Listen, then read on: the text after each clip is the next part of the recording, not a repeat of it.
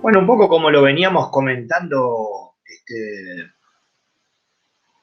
recién, la intención de esto es, como charla de antesala, abrir un poco ciertos conceptos generales sobre lo que se hace a la hora de la industrialización de la leche y por sobre todas las cosas, tener a bien todos los campos que integran el conocimiento, porque imaginémonos una pelota de fútbol, ¿no? Una pelota de fútbol se compone por varios cascos, donde el cuero se une y se lo va cosiendo, y luego eso tiene una cámara que retiene el aire, y cada campo del conocimiento termina siendo a esa esfera, ¿no? A ese balón, a esa pelota de fútbol. Bueno, cuando abordamos un tema o trabajamos sobre una temática, no podemos solamente posicionarnos en un solo plano, y eso muchas veces es lo que nos pasa, y me incluyo, a los técnicos, cuando estamos trabajando de manera rutinaria, cuando estamos asesorando, cuando estamos llevando adelante alguna línea de producción, o cuando estamos como jefes de producción, o cuando estamos llevando adelante nuestro propio emprendimiento.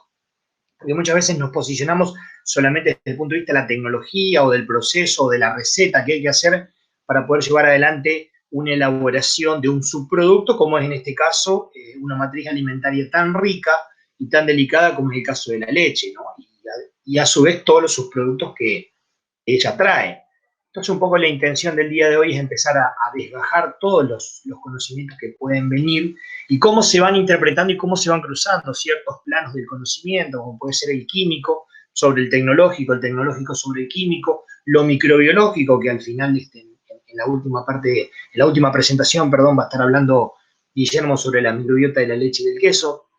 Entonces, ¿cómo debemos abordarlo? Bueno, para ir entrando un poco en temática, entendemos que la leche como materia prima o como producto del primer eslabón de la industrialización, que el productor tiene en la puerta, en la tranquera, en el portón, como lo llames, en el lugar donde estés, entendemos que la leche se la puede definir de diferentes puntos de vista, que tiene una definición fisiológica, porque sin duda que es el producto obtenido de la glándula mamaria. Entonces, desde ese punto de vista, podemos definir como que es el producto de la glándula mamaria para la alimentación de una cría, ya sea bovino o sea rumiantes menores como rumiantes mayores. Desde el punto de vista físico-químico, si se quiere, ¿no? La parte más estrictamente técnica desde lo químico, físico-químico, sabemos que es una solución heterogénea, por más que la veamos blanca y la veamos homogénea, la leche es una solución heterogénea que tiene una mezcla de fases, ¿no? Una fase grasa, una fase proteica y una fase de azúcares que están en una solución verdadera, que es el caso de la lactosa. Bueno, es un punto de vista netamente una definición físico-química. Y si se quiere una definición legal, porque también cada lugar, cada persona, respondemos a marcos legales que tenemos que cuidar a la hora de cumplir ciertos criterios con la inocuidad, con la salud pública. Entonces, como es una materia prima muy delicada, a la hora de producirla tenemos que cumplir con cierto marco normativo para poder llevar adelante esta producción y, si se quiere, después la industrialización misma. Así que un poco son los diferentes puntos de vista para poder definir lo que es la leche, ¿no? Y a partir de ahí, todos los subproductos que podemos obtener de la misma. Fíjense en ustedes que estamos hablando de una composición promedio, donde una leche, suponemos que es un promedio de promedio, entendemos que hay muchas variaciones, que hay diferentes razas en animales, que hay animales que dan leche más gorda, que tienen más cantidad de sólidos. Acá estamos hablando de un promedio, donde su composición acuosa es de un 88%, o sea, lo que extraemos, lo que tenemos cuando terminamos de hacer el queso, que es el suero, es el componente acuoso por excelencia que tiene la leche, en un 88%. Sólidos totales podemos hablar de un promedio de 12%. Podemos tener más cuando hablamos de leche de cabra, podemos hablar aún más cuando tenemos en sólidos cuando hablamos de leche de oveja, y si se quiere podemos inclusive hablar de más tenor de proteína y grasa cuando hablamos de leche de búfala. Por eso depende mucho de la especie animal y de la cantidad, la capacidad. Inclusive saben ustedes que dentro de una misma especie según el animal, el estado fisiológico, en el tiempo en que se encuentra en la curva de lactancia. Hay miles de variables que intervienen a la hora de hablar de la composición físico-química de la leche y de lo difícil que es estandarizar esta, ¿no? De hecho, un mismo animal, hablemos de un bovino, que se encuentra en una unidad productiva, como lo llamamos acá en Argentina, en un tambo. Un animal que es ordeñado en la mañana temprano no tiene la misma composición en tenor de grasa que el de la tarde, varía. Hay una pequeña variación. Bueno, ¿por qué? Porque hubo más horas de luz, hubo más horas de rumia. El animal, si se encuentra en un buen estado fisiológico y tiene un buen pasar, va a tener menos estrés y va a poder asimilar mejor a la hora de rumiar. Bueno, todas esas cosas que nos hacen al promedio de la composición físico-química de la leche. A partir de que tenemos la leche con esta composición, bueno, ¿cuál es la ruta tecnológica que voy a tomar?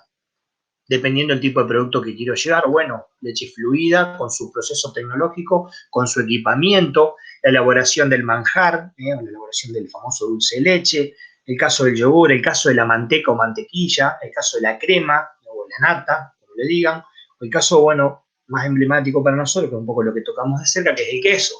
Bueno, entonces esa retención de sólidos, ese proceso tecnológico a la hora de retener el sólido, requiere de una serie de pasos en la elaboración que uno va a adoptar mayor o menor grado de tecnología a la hora de tener o de poder asimilar mayor cantidad de volumen o no. Entonces, en función de eso, tenemos que tener una base para poder trabajar, desde el punto de vista netamente tecnológico. Ahora bien, cuando hablamos de clasificar, de definir la leche en esto de los sólidos, tenemos que medianamente, esto que mencionábamos antes, las normativas de los diferentes lugares, de las diferentes regiones, de los diferentes países, tenemos que hablar de que hay medianamente una clasificación de la leche, no solo desde el punto de vista microbiológico por cuestiones de salud pública, sino también que hay ciertas cuestiones donde ya están definidas a la hora de cumplimentar cuál es la composición físico-química estándar o promedio para algunas leches, por lo menos acá en el marco normativo de lo que es la República Argentina. Hablamos de estos sólidos, ¿no? Materia grasa, proteínas, la densidad que tiene que tener, una determinada cantidad de materia que está alojada en un determinado volumen, el nivel de acidez que tiene que tener nuestra materia prima, o sea, la acidez promedio que debería tener esa leche a la hora de hablar de una leche que está obtenida en condiciones ideales, ¿no es cierto? Que no pasó nada. Bueno, hay un promedio, un rango de acidez en el cual deberíamos estar encausados, ¿no? Bueno, ¿cuál es el extracto seco no graso mínimo que debería cumplir esa leche?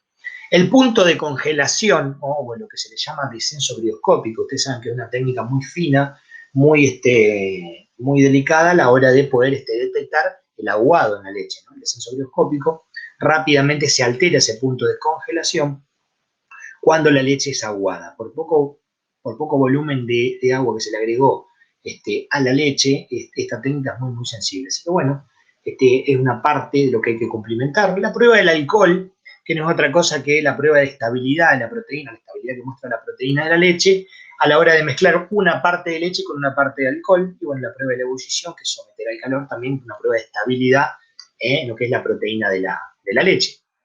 Medianamente esas son las cuestiones que hay que tener como criterio clasificatorio dentro del marco de la ley para decir, bueno, estoy medianamente con una leche en las cuales yo puedo trabajar o podemos seguir adelante con la producción y elaboración de la misma.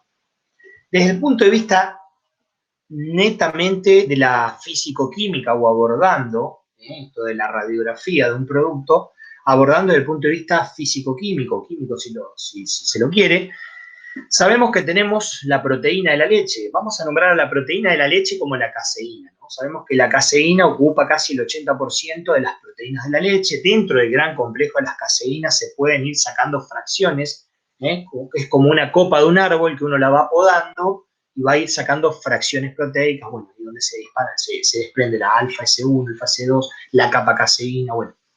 De todas maneras, hoy para enfocarnos de manera genérica, hablamos de las caseínas, que son las proteínas de la leche, que ocupan en promedio un 80%.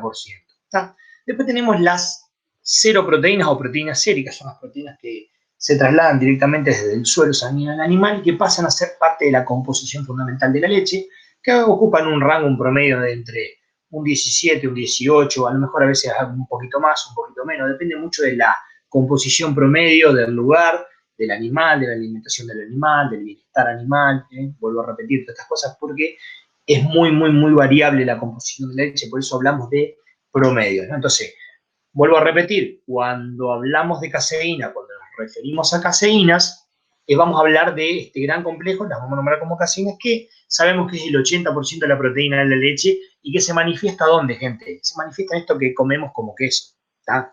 El gran grueso de las proteínas de la leche que nosotros comemos como queso refieren a las caseínas, ¿no? Casi en un 95-99% son caseínas.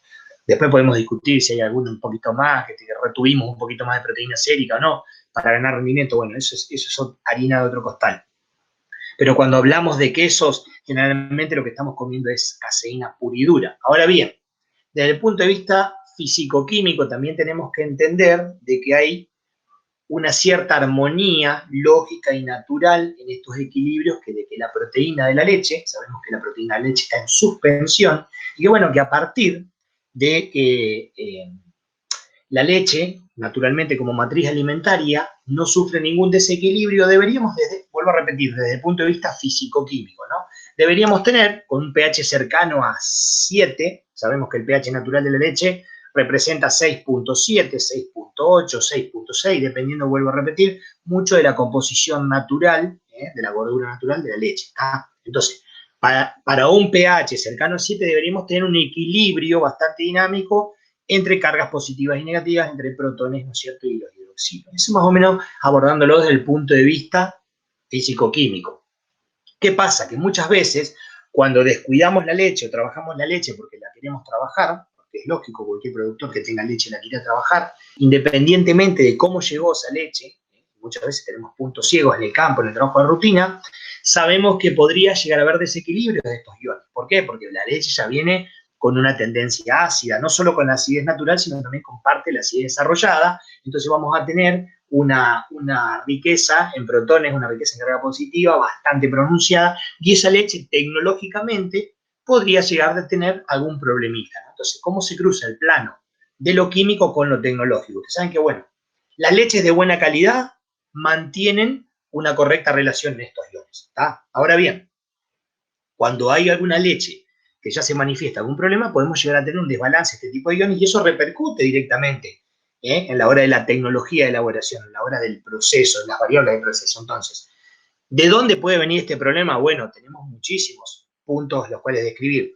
Podríamos mencionar que los problemas podrían ser netamente de origen biológico, intramamario, alguna manifestación de la infección de la glándula mamaria, una leche de tipo mastítica, subclínica, no se pronuncia totalmente. Hacemos la prueba del alcohol y no se corta totalmente. Ahí hay un positivo ahí medio mezclado con negativo. Hacemos la prueba de la ebullición y todavía la proteína se sostiene. Bueno, entonces, podría haber algún origen biológico, alguna infección intramamaria, alguna mastitis subclínica, que son de manifestación un poco más difícil de encontrar, donde podría ya inducir a este desbalance de iones, ¿no?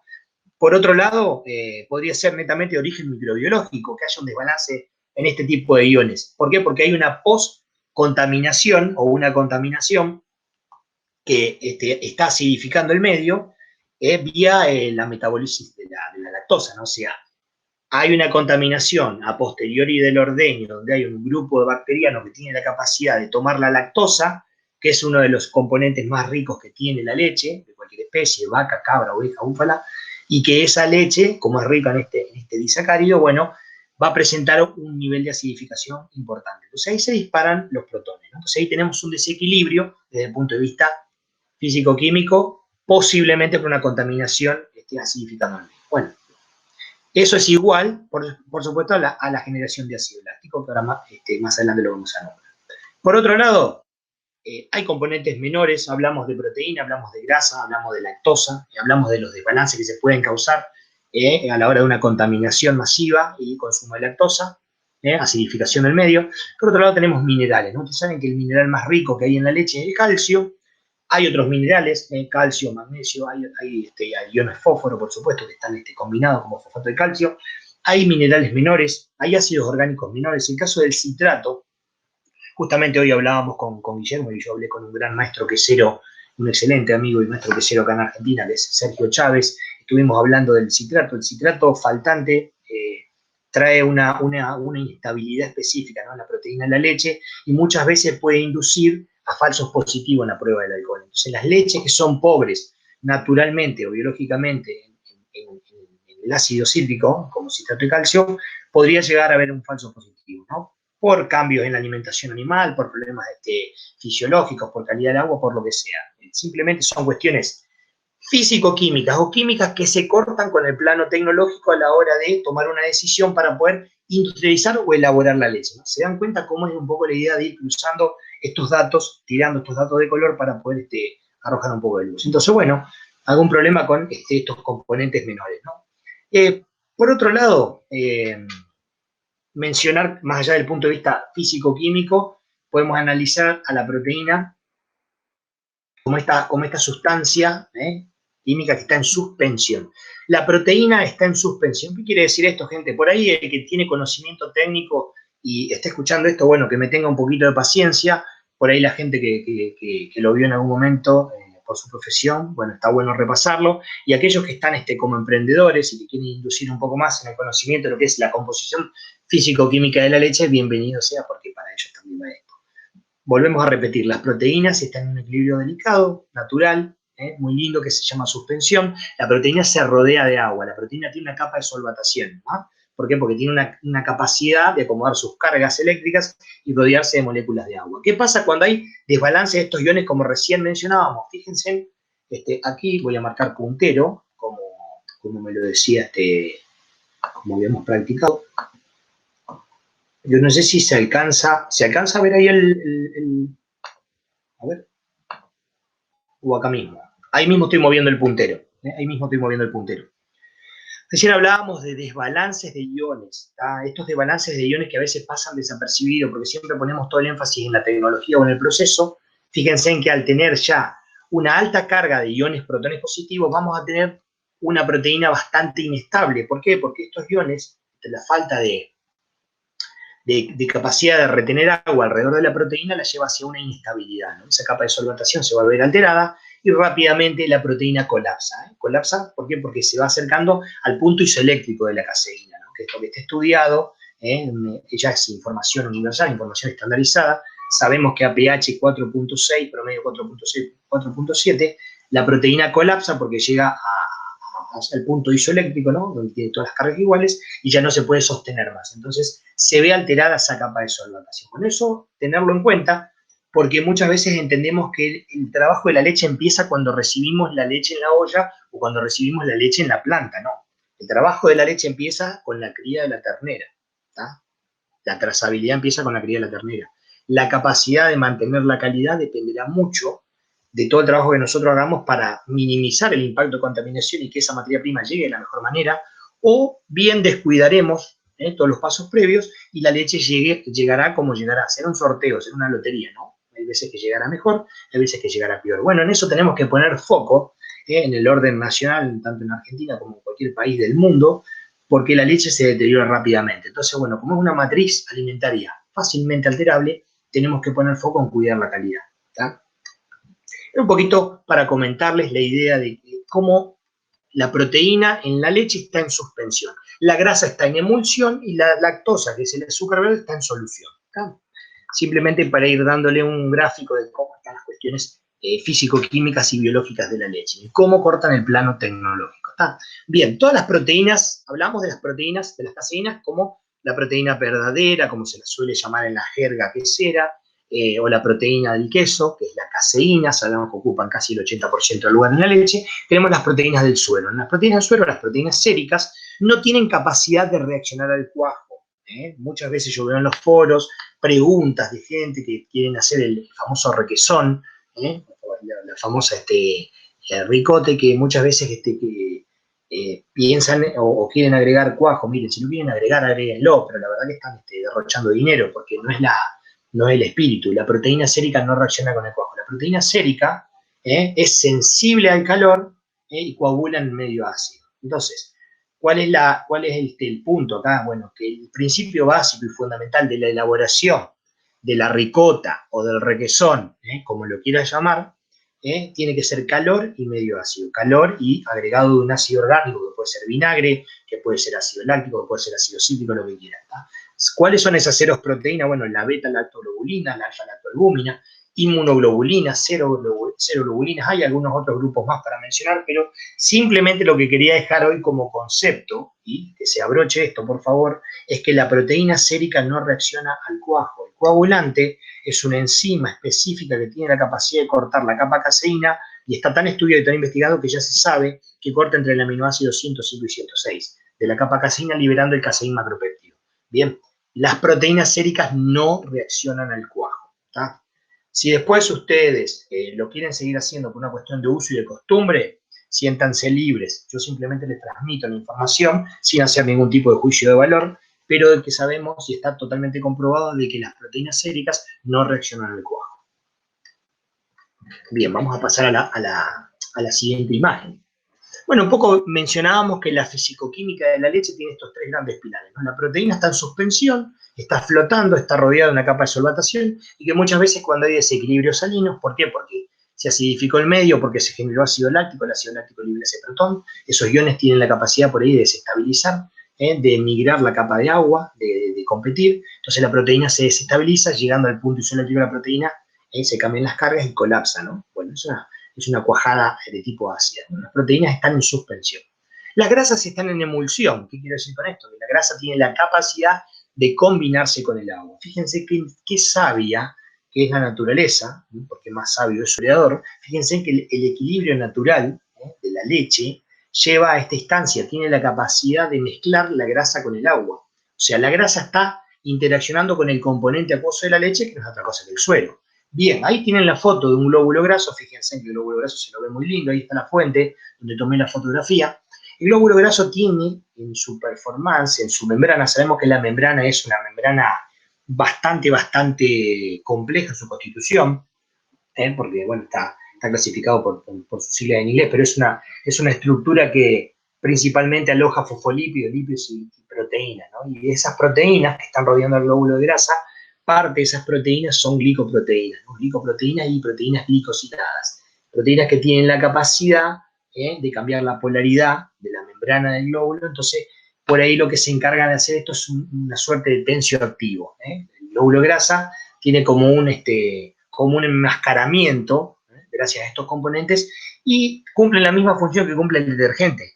Gente, cuando vamos a lavar los platos, que nos mandan a lavar los platos en la cocina, usamos un tensioactivo. ¿Para qué? Para que ayude a mezclar el componente acuoso con el componente orgánico, la grasa, la salsa. Bueno, fíjense que el glóbulo de grasa, a través de los glicolípidos, a través de las proteínas glicosiladas, tienen la capacidad de estos componentes de disminuir la tensión superficial que hay entre la grasa y el agua. Simplemente un dato de color, como para que conozcan más aquellos que por ahí no tienen un conocimiento tan a fondo de lo que es la composición físico-química de la leche. La grasa, por supuesto, que es el componente que más varía en la leche. La grasa de la mañana muchas veces no suele ser de la grasa de la tarde. Estamos hablando de la misma vaca, con el mismo ordeñador, en el mismo tambo. Sin embargo, la grasa varía. Es el componente físico-químico que más varía, contrastado con la lactosa, que es el que menos varía, ¿no? Y eso vamos a ver por qué. Se han identificado, por supuesto, más de 150 tipos de ácido graso, ¿no?, que componen la grasa con la diversidad total que hay. ¿De qué depende la materia grasa? Depende mucho, bueno, de la constitución de la alimentación animal, de la base del alimento, de la edad del animal, bueno, la cantidad de horas que pudo rumiar ese animal, del confort que tuvo el animal. Bueno, todas esas cosas hacen a la constitución físico-química de la grasa. Llévense en este concepto. La proteína está en suspensión, en esto de la radiografía que estamos hablando, entonces las proteínas están en suspensión, la grasa está en emulsión y por supuesto queda el otro componente fundamental de la leche, que es la lactosa.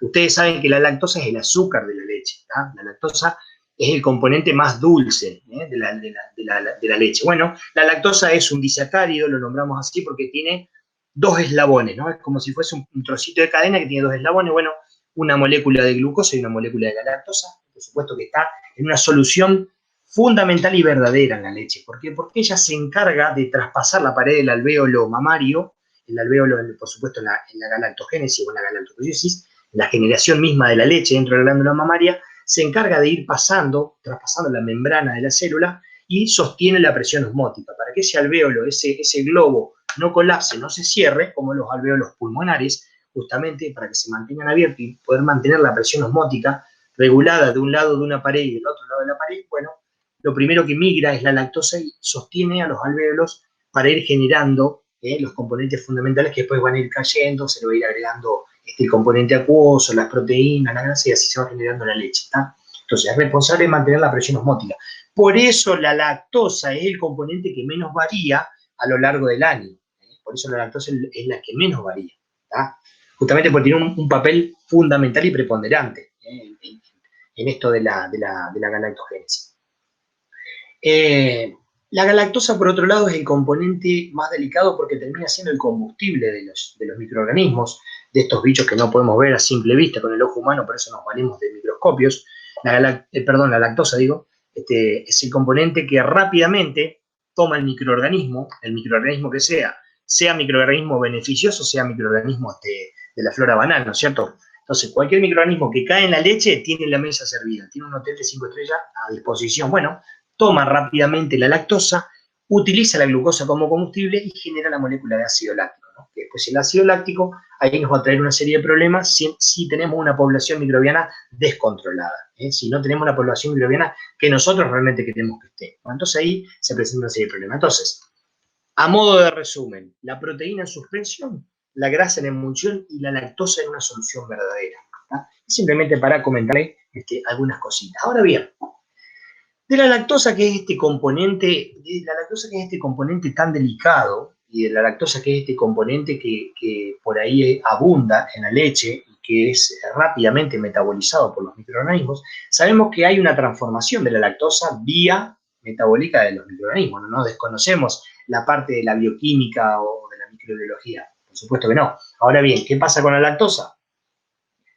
Hay microorganismos que tienen el paquete enzimático para tomar la lactosa, consumir la glucosa porque la desdoblan y liberan después el ácido láctico, ¿no? Eso termina combinado como lactato de calcio o como algún otro lactato, ¿no? Bueno, además de eso, hay vías metabólicas, por supuesto. Hay microorganismos que no solo transforman la lactosa en ácido láctico, sino también que tienen la capacidad, fíjense acá, tienen la capacidad de transformar, por mínimo que sea, pero lo hacen, tienen la capacidad de generar alcohol, generan la molécula de alcohol a partir del azúcar, del hidrato de carbono que está tomado a partir de la lactosa. Bueno, ustedes saben que el kefir es una bebida de base láctea que tiene una pequeña graduación alcohólica. El kumis es una bebida de base láctea que tiene una pequeña graduación alcohólica. Entonces, podríamos a lo mejor mencionar otros ejemplos, ¿no? Entonces, bueno, a partir de una serie de bacterias acidolácticas que tienen el paquete enzimático debido para poder desdoblar la lactosa y generar, por un lado, a lo mejor una partecita de ácido láctico y una partecita de alcohol, a lo mejor se transforma en otros componentes, ¿no?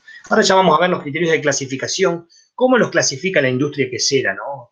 Ustedes que por ahí van a estar en la parte de producción o si se quiere en la parte de elaboración con su emprendimiento o no, si están como asesor, saben que podemos clasificarlos como homofermentativo y heterofermentativo, ¿no? Que los microorganismos que tienen la capacidad de trabajar metabolizando la lactosa, hay ciertas bacterias acidolácticas que se las clasifica de esa manera, ¿no? Una clasificación rápida. Entonces, el 90% del producto obtenido de una cepa que es homofermentativa, el 90-95% de lo que vamos a obtener ahí va a ser ácido láctico, por supuesto, porque se pone esa cepa, que se conoce ese atributo, su performance para tener esa característica industrial. Después, por otro lado, están las heterofermentativas, que no tienen solamente la capacidad de generar ácido láctico, a lo mejor en un 50%, también en otro lado pueden estar formando otro tipo de metabolitos, ¿no? Que nos terminan dando la riqueza que se busca, a lo mejor en una matriz alimentaria como puede ser el yogur, el queso, bueno.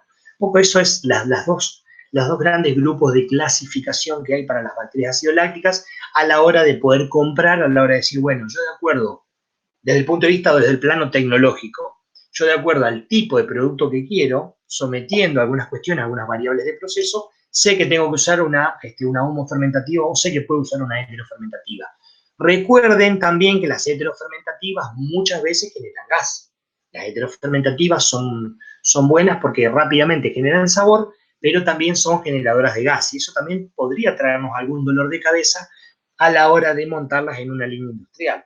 Sobre todo cuando yo tengo que ir a un envasado, si estoy haciendo algún quesito y tengo que empotarlo después, que ese pote rápidamente se podría llegar a hinchar, podría mantener una manifestación en su tapa metálica, una manifestación como si yo viese un pote hinchado, no va a quedar muy agradable a la hora de poder explicarle al consumidor de que es un gas que es propio de la generación de una bacteria acidoláctica heterofermentativa. Bueno, todas esas cosas se ajustan en el plano, estoy dando datos de color, notas de color, para poder ejemplificar cómo el plano tecnológico se ajusta o se corta con el plano biológico, con el plano químico y con el plano microbiológico. ¿Se dan cuenta? Bueno, estas son las pequeñas cosas que vamos a ir viendo a lo largo del curso en que vamos a estar trabajando con Perú Láctea, con Guillermo. Así que bueno, un poco el criterio de clasificación de esto. La lactosa, primero que nada, está en una solución verdadera en la leche. La lactosa, por supuesto, que es el combustible inmediato, el combustible disponible que tienen la mayoría de los microorganismos, los que naturalmente están en la leche o los que caen accidentalmente por contaminación. Entonces, bueno, la lactosa, por supuesto, es el componente que rápidamente va a ser metabolizado para obtener estas moléculas que después pueden ser fruto de otro producto, ¿no? Porque saben que el lactato, por vía metabólica, también termina dando algunos componentes aromáticos, que eso seguramente Guillermo ahora un poco más adelante lo va a estar comentando.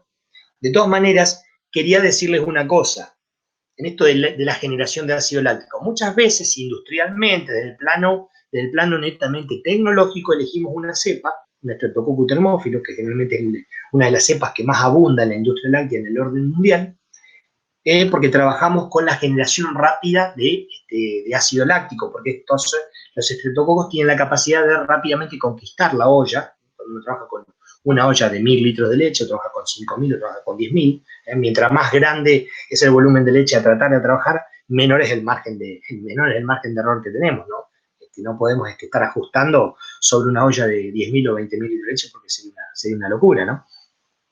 El punto al que quiero llegar es que muchas veces la generación de la molécula de ácido láctico termina siendo un ácido láctico que tiene propiedades. El ácido láctico, como toda molécula, por supuesto, tiene la propiedad que los técnicos, los químicos, lo llaman levógiro o destrógiro, ¿no? Son estas moléculas que tienen la capacidad de hacer rotar la luz hacia la derecha o hacia la izquierda. Bueno, si yo tengo la suerte de tener una cepa bacteriana que generó un ácido láctico que es en su 80 o en su 90% netamente destrógiro, y después a lo largo de la maduración de mi matriz casearia, mi queso, voy a tener un grupo de microorganismos que tengan el paquete enzimático que pueden tomar el ácido láctico destrógiro, o el ácido láctico D, voy a tener la suerte de llegar a una ruta rápidamente a un aroma y un sabor mucho más evolucionado. Ahora bien, yo puedo tener un 80, un 90% de ácido láctico generado en esa olla quesera, en esa leche,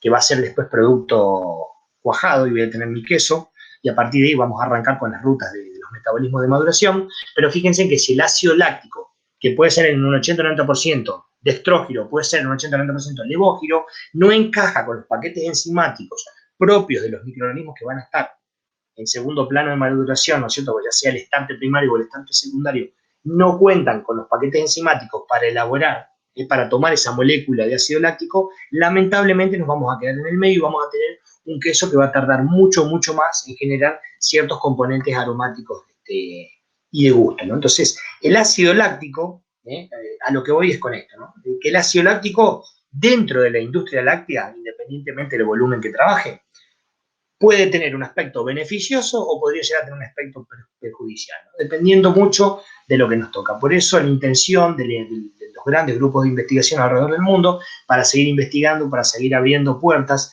de cuáles son los paquetes enzimáticos, cuáles son las rutas metabólicas, para poder trabajar con estos metabolitos que van quedando y llevarlos a buen término, ¿no? A la hora de llegar a generar ciertos componentes del aroma, del sabor y del gusto, ¿no? Así que bueno, un poco comentarles eso, ¿no? ¿Hay generaciones de ciertas moléculas que importan en la industria láctea? Sí, por supuesto. Hay una molécula muy, muy importante que es el diacetilo. El acetilmetilcarbinol es una molécula intermedia. Para los que los conocen, le pido que me tengan paciencia. Para los que no, bienvenido sea, porque por lo menos alguien una vez en la vida se los contó. Hay ciertos componentes intermedios que la industria busca, que la industria quiere, porque después nos van a otorgar una riqueza muy, muy buena, muy pronunciada en aromas y en sabor. El diacetilo es uno de ellos, típico de la nata de la leche, típico de la crema de leche, típico de algunos quesos frescos y de algunos quesos ya madurados, ¿no? Moléculas como estas moléculas intermedias que recién mencionamos, diacetilmetilcarbinol, ¿no? No me quiero demorar para darle paso ya después a la siguiente disertación que va a ser la de Guillermo. Bueno, el esquema de acidez, por ahí yo creo que ya todo el mundo conoce. Sabemos que la leche es una matriz que naturalmente tiene una acidez porque su constitución, porque parte de las proteínas otorgan acidez natural a la leche, parte de esos iones minerales que están dando vuelta en la leche, parte de los gases como el gas carbónico también otorga una acidez natural a esa leche, ¿no? Depende mucho de la gordura de la leche, como se dice comúnmente. Bueno, tenemos una acidez natural. Por otro lado, tenemos la técnica del grado Dornick, que no es otra cosa que controlar el gasto que tenemos de la lejía Dornick, que no es otra cosa que soda cáustica valorada en una determinada concentración, que tiene la capacidad de neutralizar el ácido láctico en décimas, ¿no? Así que bueno, esa es un poquito la técnica. Nosotros cuando leemos con la técnica del Dornick, leemos todo, leemos acidez total de la leche, o sea, acidez natural más acidez desarrollada. No discrimina la técnica del Dornick, pero bueno, eso podemos verlo, si quieren después lo hablamos, pero para no detener. Es una técnica muy conocida, ampliamente difundida en el campo, en la industria, así que bueno, sabemos que es el volumen de solución alcalina que se necesita para poder neutralizar y que el indicador haga un viraje de transparente a un color rosado violáceo permanente, ¿no? Bueno, es un poco la técnica. La acidez promedio en una leche de vaca debería moverse entre 14 y 18 grados Dornick. Esa es la acidez promedio, esa es la ventana promedio. Si ustedes tienen una leche de 19, 20 grados Dornick, me van a decir, Mauro, ¿eso qué quiere decir? ¿Que no puedo trabajar? No, al contrario. Cualquier leche se puede trabajar. El tema es todo lo que venía atrás de esa acidez y que no se sabe, que puede repercutir para bien o puede repercutir para mal. Bueno, más allá de la variable de acidez, para no detenerme en seguir, tenemos la escala de pH. La escala de pH no es otra cosa que la lectura del potencial hidrogeniano. Ustedes saben que todos los alimentos tienen la capacidad, al igual que el agua, de conducir la electricidad, ¿no? Hay elementos que son más conductores y hay elementos que no son conductores o son malos conductores, por eso se los catalogan como aislantes, como el caso de la madera seca. Entonces, bueno, una forma o una derivación de leer la conducción eléctrica, la conductividad eléctrica, es leer el potencial hidrogeniano, la capacidad que tienen las moléculas de disociarse y de generar un polo negativo y un polo positivo, ¿no? Entonces, bueno, el punto neutro es el 7, del 7 hacia el 14 es la región alcalina, o la región básica, o la región metálica, y por otro lado después tenemos la región del punto neutro hacia el 0, estamos en la región ácida, ¿no? En el rango ácido. De ahí es donde ocupa la leche, estamos cerca del 7, ¿no? Fíjense acá, les voy a mover el puntero, la leche, el agua de lluvia y el agua destilada están casi sobre el pH neutro, sobre el punto 7, ¿tá? De todas maneras, eso lo vamos a ver con detenimiento cuando veamos bien la constitución físico-química de la leche y se vean ciertas cuestiones de análisis físico-químicos en el curso, ¿no? Bueno, fíjense en esta imagen. O sea, más allá de la técnica rutinaria, que puede ser el grado de acidez o el nivel de pH que tenía mi leche, 6.7, 6.8, ¿son los únicos análisis que yo le puedo hacer a la leche o al queso? No. Hay muchísimos más para hablar, para ahondar, para trabajar. Acá la imagen de alguno de ellos. O sea, cuando hablamos de maduración del queso, ¿vieron cuando decimos a campo o a trabajo rutinario, che, se me ablandó el queso, este lote de queso se ablandó mucho más rápido que los otros? Bueno, hay una proteólisis ahí. Hay una proteólisis, bueno, ¿cómo está esa proteólisis? Bueno, se puede estudiar la proteólisis primaria, se puede estudiar la proteólisis secundaria. Bueno, eso se puede trabajar, se puede analizar. Esto, justamente este curso, apunta a dar parte del sostén analítico, más allá de las cosas que hablamos a la orden de llevar el proceso, vamos a estar también dando esto después seguramente lo vamos a hablar cuando vemos la tabla de contenido. Entonces, ¿qué otros análisis se puede hacer a la leche? ¿Qué otros análisis se puede hacer a queso? Proteólisis secundaria. Producción de los ácidos orgánicos, ¿no? Hablamos de ácido graso, hablamos de consumo de azúcares, los niveles de consumo que hay de la lactosa como hidrato de carbono. La producción de compuestos volátiles, ¿no? Esos compuestos volátiles que son tan importantes para el aroma, para el desarrollo del flavor, ¿no? Ese retrogusto, esa cuestión que se arma, retronasal. La parte, bueno, por supuesto, del análisis sensorial que se puede llevar mediante un panel entrenado. La textura, la riología. Ustedes saben que la ciencia que estudia toda la deformación en el campo de los alimentos y de los no alimentos, se llama rheología, ¿no? Son ensayos que ya están totalmente técnicas, están totalmente estandarizadas, ¿no? Bueno, el queso no es un alimento desconocido para la ciencia de la rheología. Bueno, la textura se puede trabajar mediante ciertos estudios rheológicos. Bueno, la producción de gas, la producción de ojos, para los quesos que realmente quieren y buscan y merecen. Muchas veces tenemos quesos que abren ojos y queremos que sea un queso ciego, y muchas veces cuando queremos hacer abrir ojos tenemos problemas, ¿no? Entonces, bueno, todos esos análisis, todos esos controles se hacen, existen. Por supuesto, el pH, la humedad de la masa, el nivel de proteína, el nivel de grasa, tanto en leche como en queso, todo eso se hace. Sí, bueno, además de la técnica rutinaria de la prueba del alcohol cuando compro la leche, además de la técnica rutinaria de la prueba de la ebullición para saber la estabilidad que trae la proteína de la leche, cómo está con su estado de ánimo, yo también tengo la técnica que son técnicas tentativas u orientativas, ¿no? Es el pH y la acidez. Y además tenemos una serie de análisis para apoyarnos en laboratorio.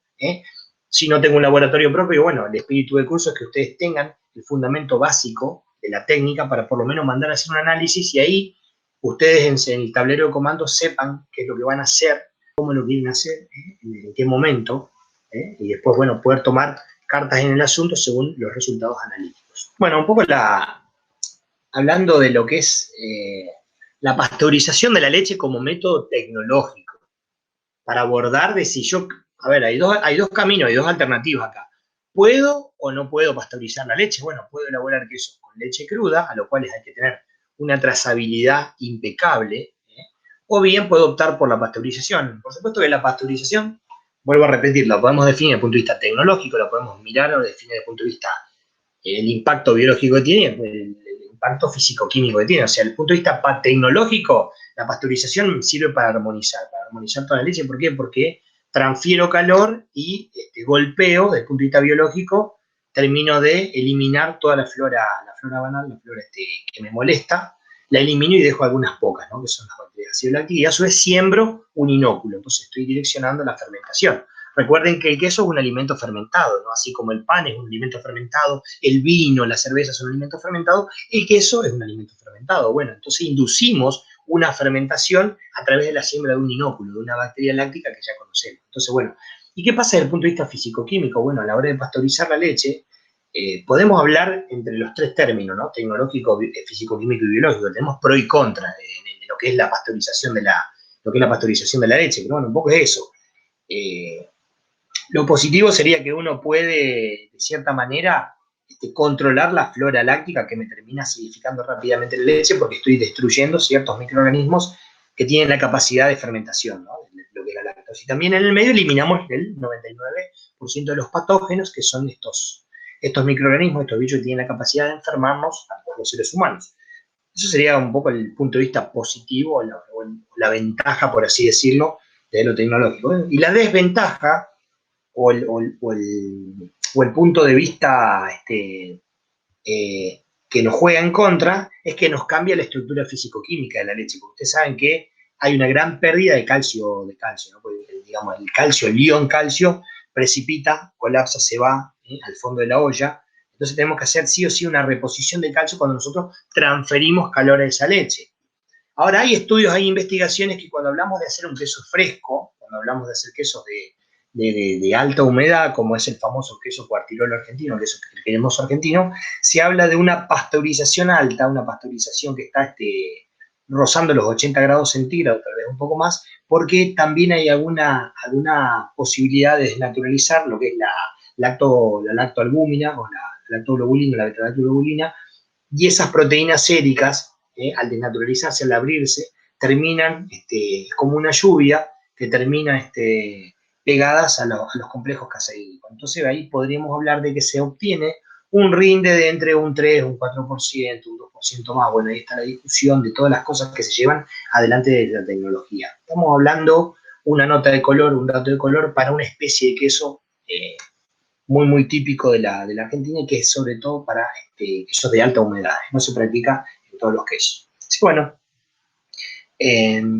liberación de ciertos grupos sulfidrilos, porque también cuando transferimos mucho calor, liberamos ciertos grupos sulfidrilos de las proteínas, que después de eso me termina de interferir con algunos grupos de microorganismos que se sienten incómodos, retardan la acidificación en la leche. Hay un retardo del dessuerado porque cuando no se acidifica correctamente o el inóculo que yo sembré no trabaja correctamente en esa red proteica, en esa cuajada, la cuajada no se retrae de manera correcta, entonces después tenemos problemas de dessuerado. Bueno, hay una serie de pros y de contras a la hora de elegir el método de la pasteurización. Por supuesto que la pasteurización sí o sí lo tenemos que llevar adelante por una cuestión de que no podemos garantizar trabajar con leche cruda. Si en mi región o en mi lugar yo tengo toda la trazabilidad y puedo demostrar eso ante la autoridad sanitaria competente del lugar, bienvenido sea.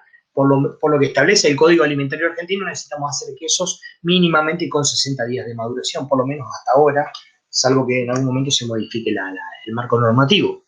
Pero bueno, volvemos al principio básico y fundamental, que es la leche. ¿La podemos pasteurizar o no la podemos pasteurizar a la leche? La podemos madurar. ¿Con qué? Con una fermentación natural, que le podemos a la leche cruda. Si la leche cruda es de buena calidad, se la sostiene varias horas a determinadas temperaturas para inducir o para facilitar el crecimiento de ciertos grupos poblacionales de microorganismos que después me favorecen tecnológicamente. Entonces, fíjense en cómo se cruza lo biológico con lo tecnológico, ¿tá? Siempre y cuando, vuelvo a repetir, se tenga una calidad fiable, una calidad trazable. Ahora, después tenemos la fermentación inducida, ¿no? Vía los starters o vía los inóculos que uno puede hacer. Se puede hacer de manera casera, de manera artesanal, o bien se puede comprar un inóculo industrial. Eso depende mucho de la política y de calidad y de trabajo de cada uno. O sea, hay fermento natural de leche, hay fermento natural de suero, o suero fermento o fermento verde, como le llamen. Viene el fermento liofilizado, que es muy parecido a la leche en polvo, que se coloca. Entonces ya viene la dosis correcta en los sobres para trabajar con ollas de 1000 litros, 1500 litros, 5000 litros. Hay que dosificarlo y a lo mejor trabajar y cortar los sobres para trabajar con menor cantidad de leche. Bueno, son cosas que comúnmente se hacen desde el proceso de la tecnología. Y viene también el fermento microbiológico congelado, ¿no? Es como si fuese un pote de una crema de leche o nata de leche, con el cual después uno extrae ese producto congelado y lo echa directamente en la olla de leche. Bien, tenemos que hablar del cambio de fase, tenemos que hablar del cambio de la fase líquida a la fase sólida. Nosotros cuando hacemos quesos retenemos los sólidos de la leche. Quiere decir que buscamos retener la mayor cantidad posible de proteína, de grasa y parte de la lactosa, que mucha de ella después termina en el suero, ¿no? Termina después siendo suero ácido de quesería. Bueno, formas de coagular la leche. Formas de coagular la leche en el común de la gente, o bien podríamos decir formas de desestabilizar la proteína de la leche. La proteína de la leche, cuando ponemos un coadyuvante tecnológico como es el cuajo, que se lo podría clasificar como un coadyuvante o un ayudante de tecnología, el cuajo entra, hace su trabajo y casi que desaparece, queda en trazas al final. Bueno, el coagulante o la enzima, que naturalmente se obtenía del cuarto estómago de los rumiantes, es el que me da la cuajada enzimática, ¿no? Que es leche más enzima. Tenemos una cuajada netamente mecánica, mucho más sólida, un gel mucho más fácil de trabajar. Después tenemos la coagulación mixta, porque es leche más ácido láctico o parte de la acidez de la leche más la enzima, que comúnmente hoy en el orden mundial les diría que en el 80 o en el 90% de los quesos que se cuajan, uno pone el starter, lo deja trabajar un rato, ya se acidificó esa leche en un punto, 2 puntos de horno y luego se agrega el cuajo. Entonces, diríamos que casi todos los quesos del mundo caen en este rango, ¿no? en la cuajada mixta.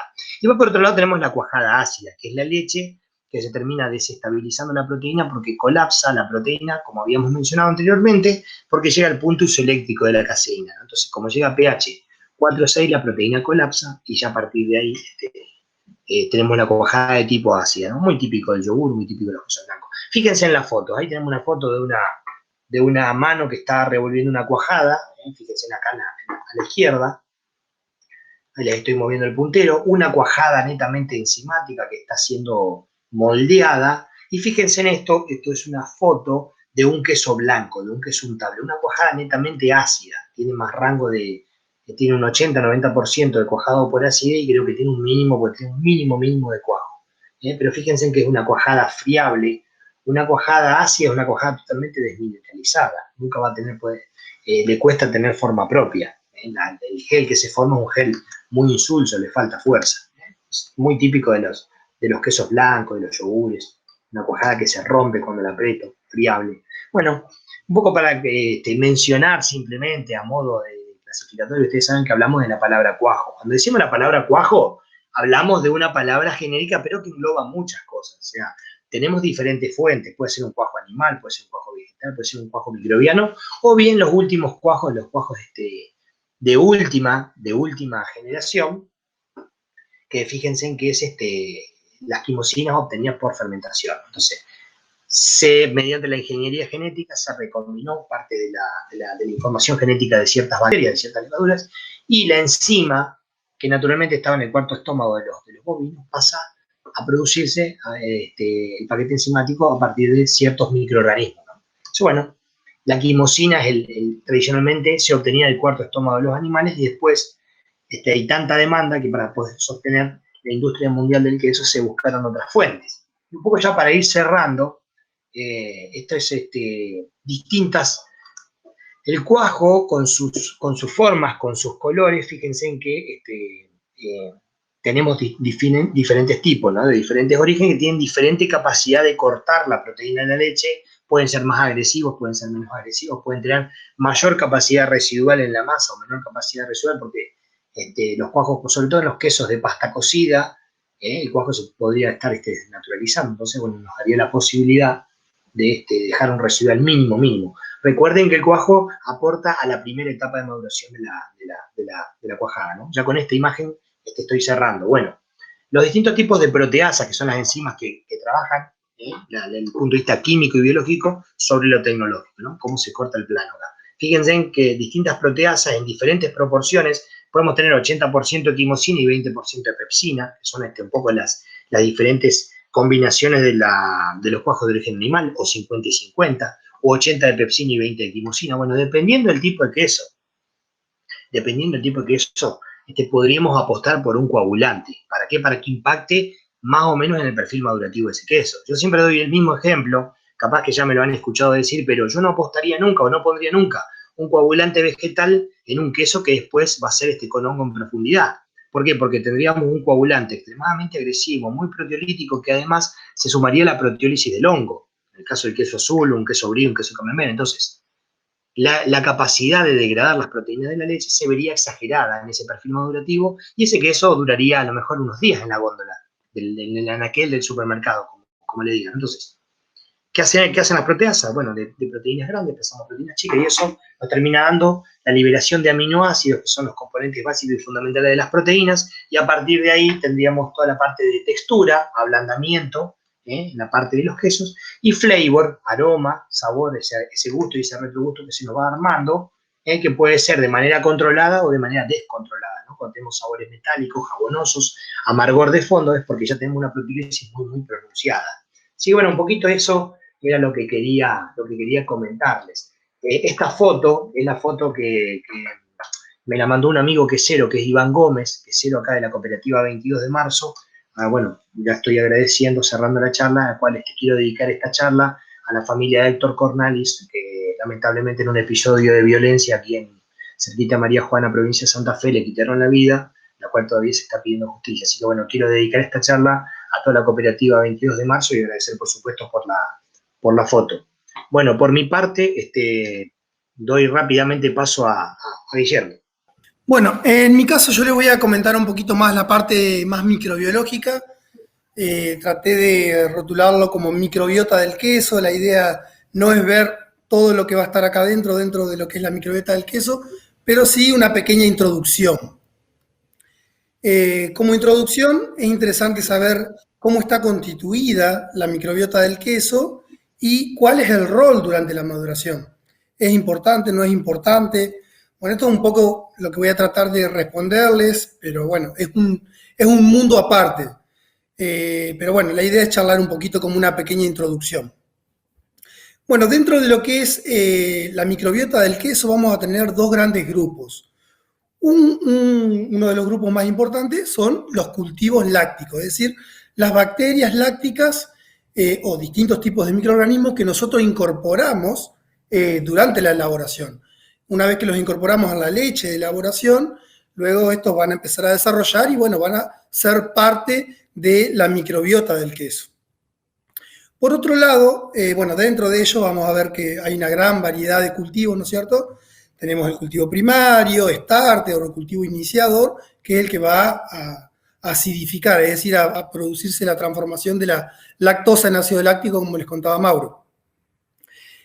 Por otro lado, hay otro gran grupo de cultivos lácticos que tenemos, se lo pueden denominar como secundario o adjunto, que la función que tienen es totalmente distinta de la acidificar. De hecho, una de las características para seleccionar cultivos lácticos adjuntos es que no acidifiquen.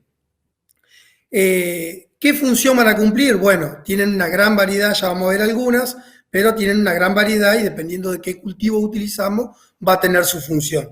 En algunos casos tecnológicas y en algunos casos una función más bien funcional para el queso.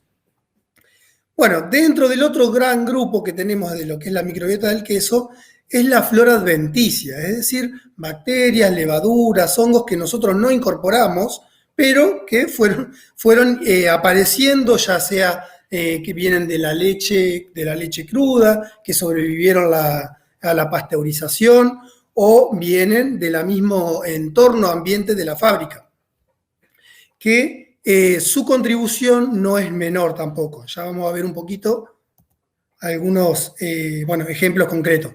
Pero bueno, un poco cuál es el rol de la microbiota, qué función cumple todos estos microorganismos que tenemos dentro del queso. Bueno, van a cumplir distintas funcionalidades, pero van a influir en distintas características organolépticas del queso. Es decir, van a ablandar el queso, es decir, eso es por una serie de enzimas proteasas que van hidrolizando durante la maduración y el queso se va a ir ablandando. También, bueno, va a haber producción de ácidos orgánicos, consumo de azúcares, en particular el cultivo primario, por ejemplo, va a actuar en las primeras etapas de la elaboración. Pero luego, durante la maduración, otros azúcares se pueden ir consumiendo y se pueden ir produciendo distintos ácidos orgánicos, que también, dependiendo de qué queso, qué variedad de queso, se va a fomentar la producción de ciertos ácidos y en otros de otros. Por otro lado, el rol de la microbiota es fundamental en la producción de compuestos volátiles, es decir, los distintos compuestos que van a dar las notas características a las distintas variedades de queso. Bueno, están íntimamente relacionadas con la microbiota del queso.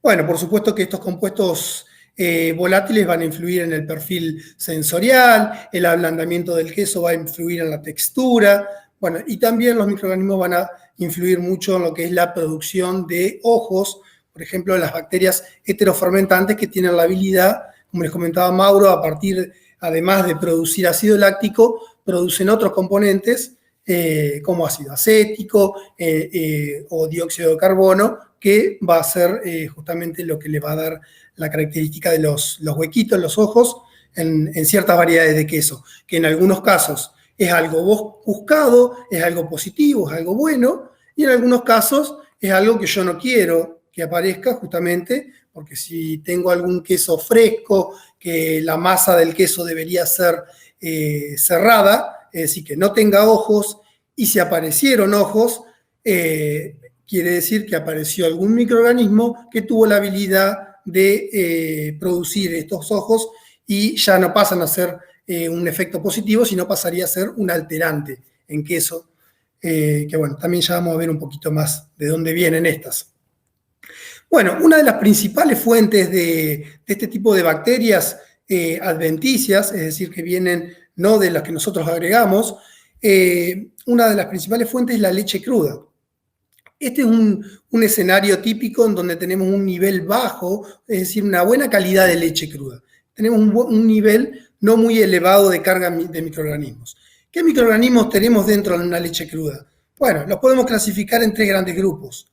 Microorganismos beneficiosos, llamémosle así, es decir, microorganismos que van a producir compuestos volátiles, van a producir, por ejemplo, notas específicas que a mí me interesan en nuestro queso. Bueno, esos van a ser microorganismos beneficiosos y están en la leche cruda.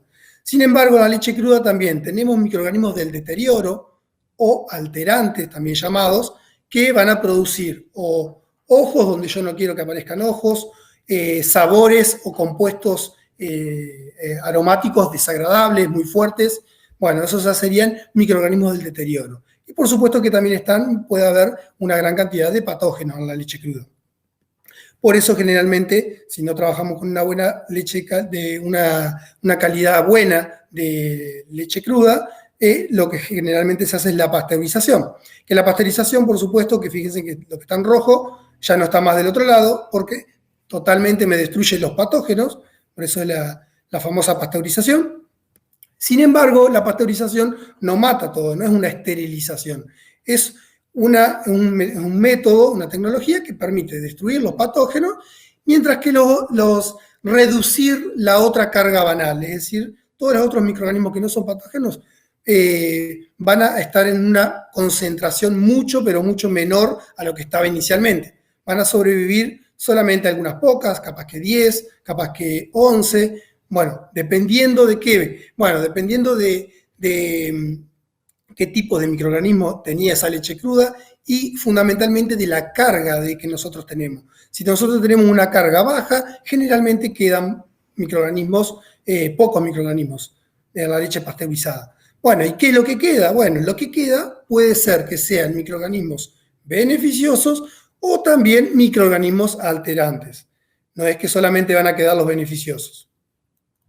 Este es un escenario. Este sería otro escenario en donde yo les planteo una calidad de leche cruda que no es muy buena. Es decir, tenemos un nivel muy, pero muy alto de microorganismos en la leche cruda. Bueno, cuando pasteurizamos vamos a destruir los patógenos, sin embargo, lo que va a sobrevivir va a ser algo mucho más elevado. Y dentro de esto, recuerden que si bien tenemos microorganismos beneficiosos que van a aportar notas específicas y van a diversificar nuestro queso, también están los alterantes que depende cuál de ellos desarrolle o cuál esté en mayores concentraciones, se puede generar el defecto o el efecto positivo. Bueno, esto es un poco lo que les trataba de resumir respecto a las bacterias lácticas que NSLab, Non-Starter Lactic Acid Bacteria, del inglés, es decir, todas las bacterias que nosotros no incorporamos como el cultivo, ¿no es cierto?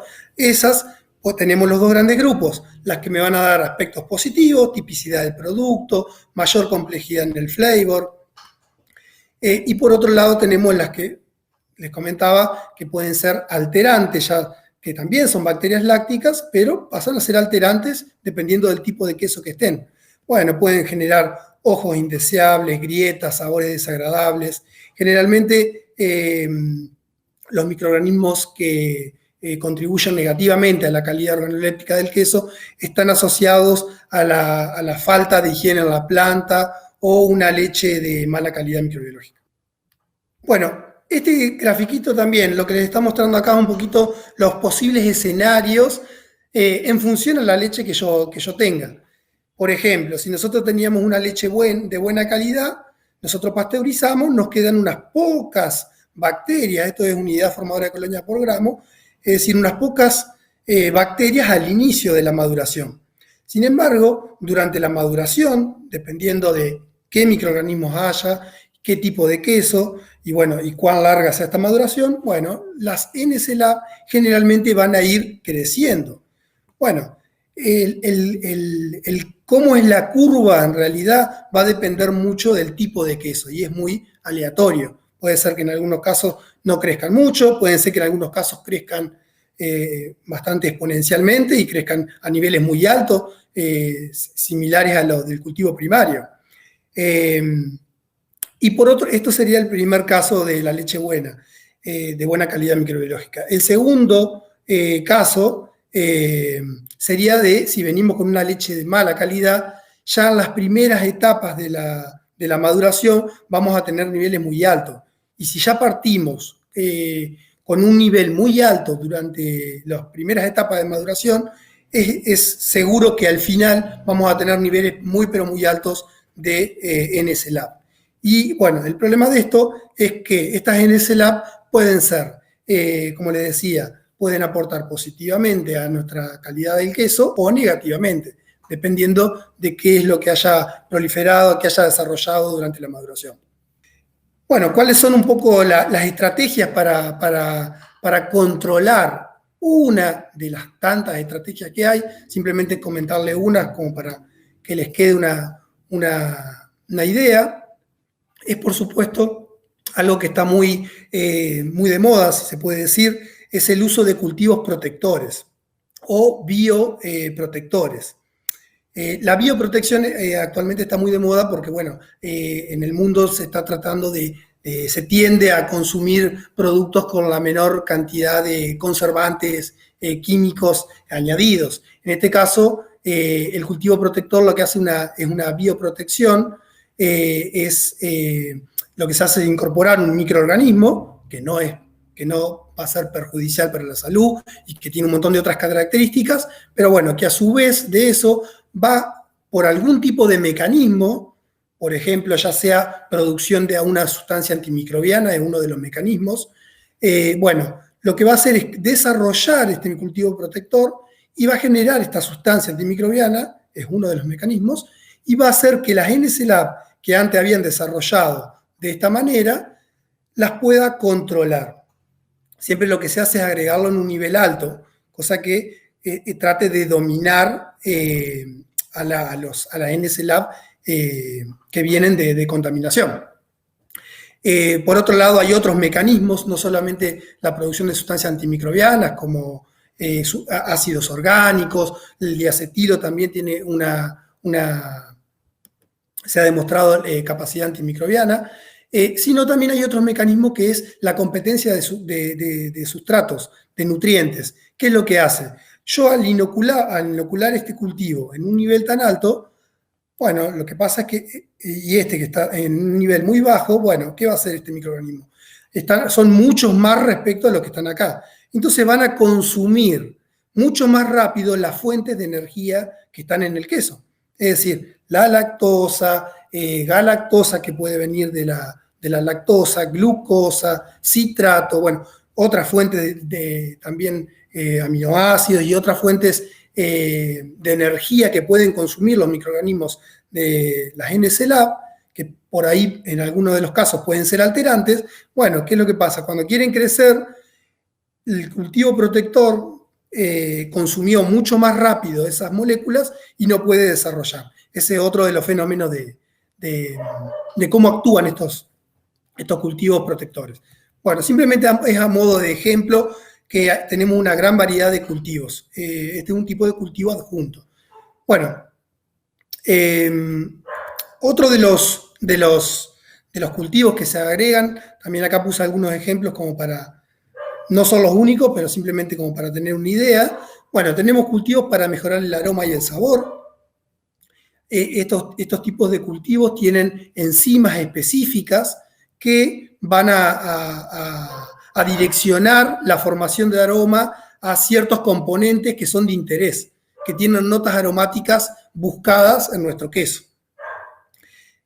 Por otro lado, los cultivos más proteolíticos y peptidolíticos se utilizan para acelerar la maduración. Ustedes saben que la maduración es un periodo largo en algunos quesos, que puede durar de meses hasta años en algunos, y acortar ese tiempo es interesante. Bueno, el uso de cultivos proteolíticos que aceleren, que tanto, bueno, lo que sean para mejorar el aroma y los peptidolíticos, ambos contribuyen a acortar un poco ese tiempo de maduración. Cultivos lipolíticos en algunas variedades de queso son de interés, por ejemplo, los que se elaboran con hongos. Cultivos para la producción de ojos. La producción de ojos, como les comentaba, puede ser un defecto en algún tipo de queso que yo no quiero ojos. Sin embargo, en algunos quesos yo quiero que aparezcan ojos. Los famosos quesos de todo el mundo. Bueno, acá en Argentina tenemos el pate gras, que tiene ojos. Bueno, hay muchos quesos elaborados con bacterias propiónicas, se llaman, que las bacterias propiónicas tienen esa habilidad de producir ojos. Van a metabolizar el lactato y van a producir distintos compuestos como el ácido pirúvico, acético, y entre ellos el dióxido de carbono, que va a generar ojos que son característicos, y a su vez los ácidos van a producir notas específicas en esa variedad de queso. Bueno, los cultivos protectores, también hay una gran variedad de cultivos. Estos cultivos básicamente se utilizan para o inhibir o lisar microorganismos patógenos o alterantes. Es decir, tiene ese doble efecto. Puede ser que actúen sobre patógenos, puede ser que actúen sobre alterantes. Cada cultivo va a tener su espectro, no es que un cultivo protector va a ser la panacea y va a cubrir todo el espectro. Y es interesante mencionar que siempre hay un microorganismo que se escapa de la regla. Ese es el problema por ahí con lo que es la microbiología. Generalmente hay alguno que por ahí, si bien cubría la mayor parte de ciertos enterococos, por ejemplo, justo había alguno que no lo cubrió, es decir, no son la panacea. Esto no va, los cultivos, los protectores, no quita que nosotros no sigamos con las herramientas básicas de control, es decir, una buena calidad microbiológica, las buenas prácticas de higiene, bueno, entre todas otras que, bueno, luego durante el curso se van a ir mencionando.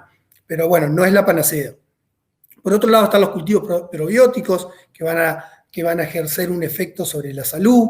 Por otro lado hay cultivos para mejorar la textura. Bueno, y así hay distintos otros tipos de cultivos que se utilizan para dar, por ejemplo, específicamente en la superficie, desarrollan sobre la superficie ciertas bacterias y levaduras que van a dar la característica en particular de ciertas variedades de queso.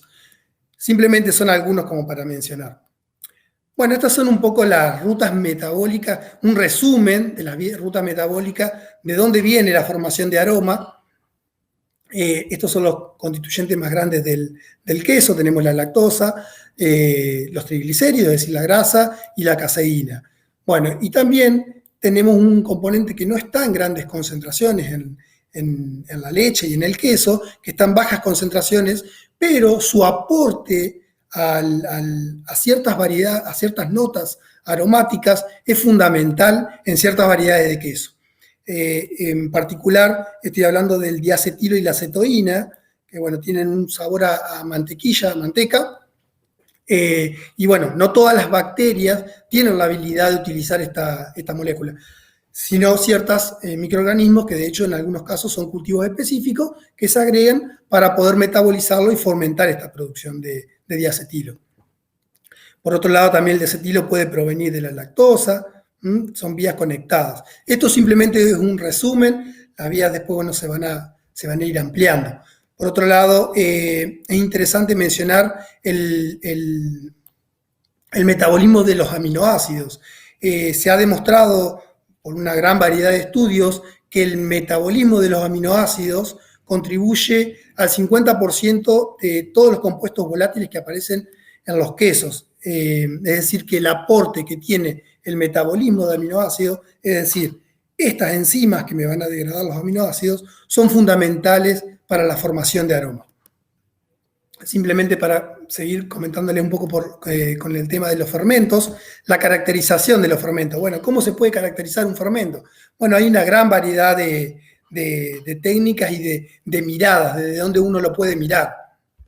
Uno lo puede mirar al fermento desde su perfil enzimático, es decir, de su pool de enzimas que tenga en el interior, es decir, actividades proteolíticas, actividades peptidolíticas, que van a influir en el metabolismo de los aminoácidos, más específicamente las transaminasas y la glutamato de hidrogenasa son dos enzimas que se las considera clave en la formación de aroma. Se las considera clave porque son las que inician el metabolismo de los aminoácidos. Una vez que se inició el metabolismo, en teoría esto ya es como que fluye directamente en el queso. Pero es importante que haya este grupo de enzimas, aminotransferasas y glutamato de hidrogenasa, para que se inicie ese metabolismo. Bueno, esas se las ha considerado en una gran variedad de quesos, la mayoría, como fundamentales para la formación de queso.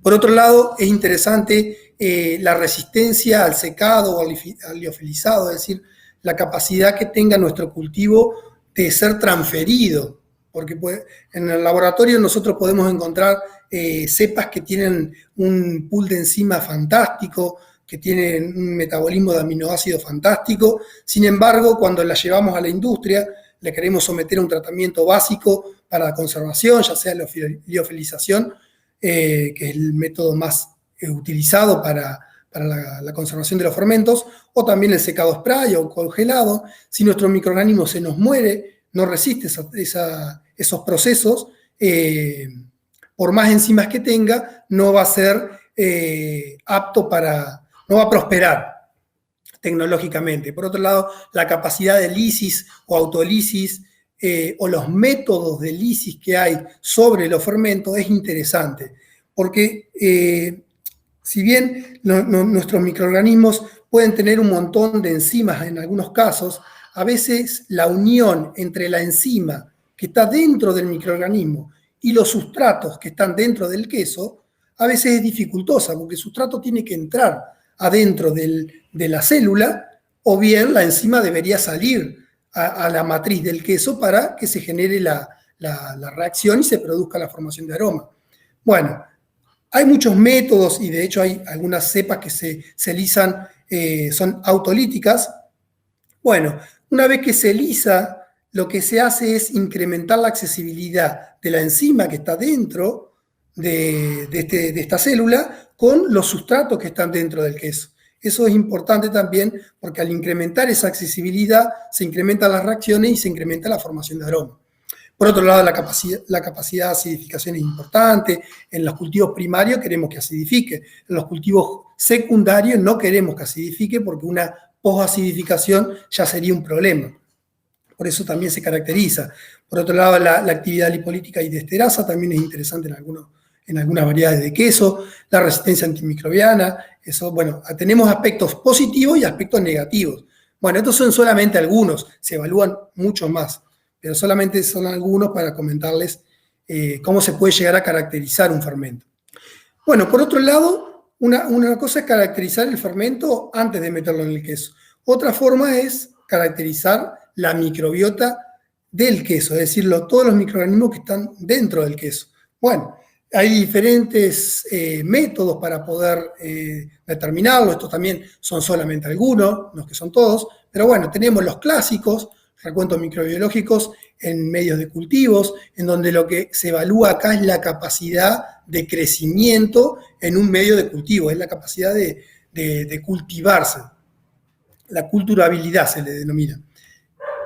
Esto lo que tiene es beneficioso porque no son muy costosos los análisis, sin embargo, que un microorganismo no sea cultivable en un medio de cultivo no quiere decir que no esté presente, eso es un problema también. Por eso, bueno, hay otras tecnologías más modernas, como la secuenciación de nueva generación, que ya permiten identificar todo o casi todo lo que está dentro de un queso, pero por supuesto que son más costosas.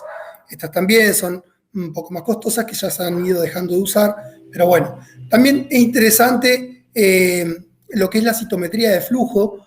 Lo que nos permite hoy en día la citometría de flujo es tener recuentos de, por ejemplo, un cultivo primario o un cultivo secundario. A veces es interesante saber durante la maduración cómo está mi fermento. Yo a veces quiero que esté en nivel alto.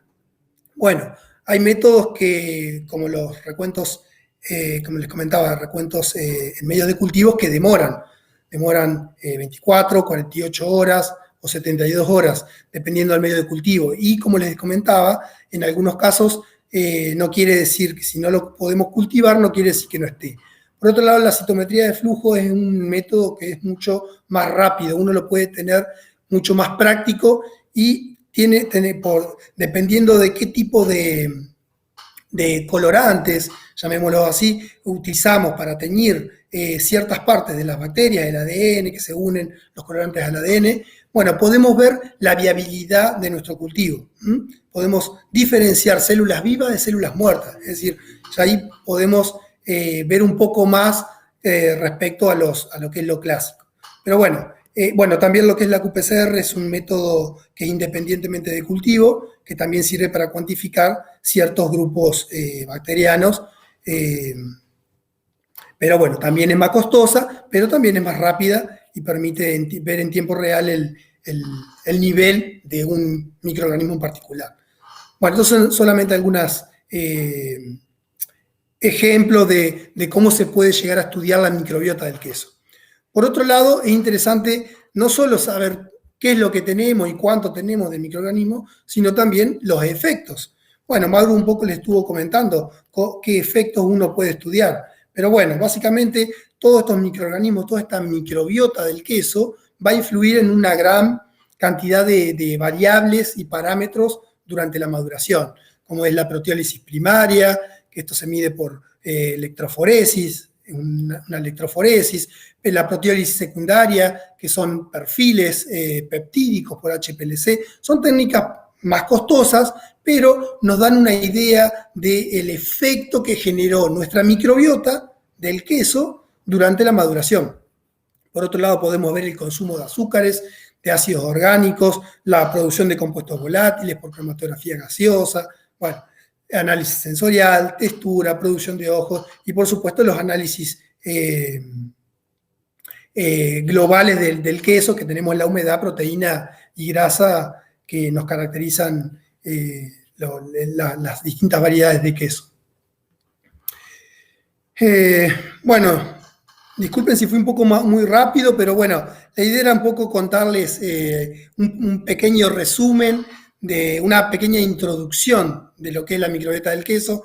Esto da para hablar, cada diapositiva da para hablar una hora más o menos, así que la idea era tratar de dar algo disparador sobre este tema en particular.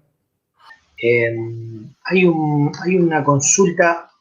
¿Me pueden repetir cuál es el significado de NSLAB? Dice Néstor Enrique. Bueno, viene de las siglas en inglés, de Non-Starter Lactic Acid Bacteria. O sea, básicamente son bacterias lácticas que no fueron incorporadas con el starter. Porque el starter, el cultivo iniciador o cultivo primario, es una bacteria láctica, que yo la incorporo a la leche de elaboración para, bueno, que genere la acidificación y lo mismo con los cultivos adjuntos.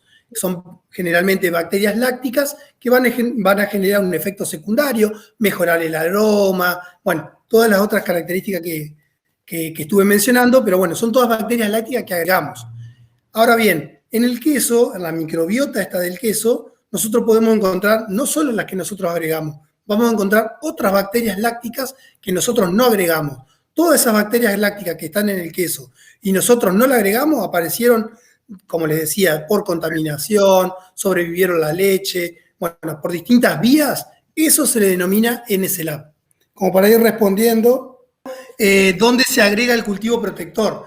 El cultivo protector generalmente se puede agregar en realidad en dos etapas. Uno puede ser, porque va a depender mucho qué tipo de cultivo protector. O sea, cuando uno compra, hay una gran variedad de empresas que proveen fermentos, la mayoría tienen cultivos protectores, y ellos en sí les van a asesorar para tal cultivo donde tiene mejor efecto. Bueno, en algunos casos se agregan a los silos de leche, de almacenamiento, cuando uno quiere almacenar la leche por unos días, por 2 o 3 días. Y bueno, entonces el efecto lo genera en la leche. Eso sería una forma de agregarlo y ciertos tipos de microorganismos. Bueno, en otros casos se agrega el cultivo protector junto con el cultivo starter, con el cultivo iniciador, para que el efecto de protección lo haga durante la maduración del queso. Es decir, dependiendo de dónde uno va a apuntar a esa protección, si es decir, en el silo, en el tanque, o durante la maduración en el queso, es donde se va a agregar, en qué momento exacto. No sé si llegué a responder la pregunta, pero bueno, apuntaba un poco a eso.